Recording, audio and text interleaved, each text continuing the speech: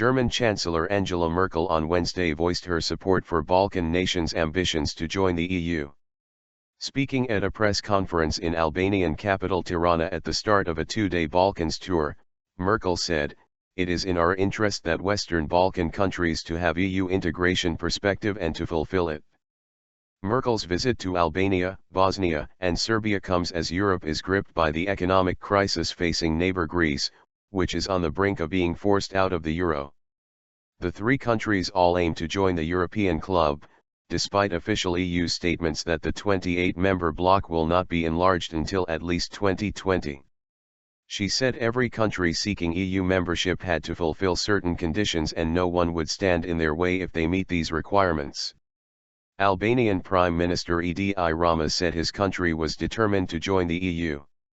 "Europe needs the Balkans as much as the Balkans needs Europe," he said as he stood alongside Merkel.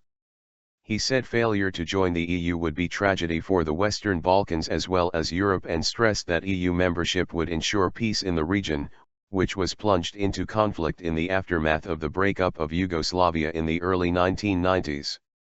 Germany initiated a Western Balkans conference in August last year to boost cooperation between Balkan nations that was also attended by EU officials. The conference was seen as an attempt to counter Russian influence in the region. Another summit is scheduled to be held in Austria next month to discuss infrastructure projects to be financed by the EU and other Western investors.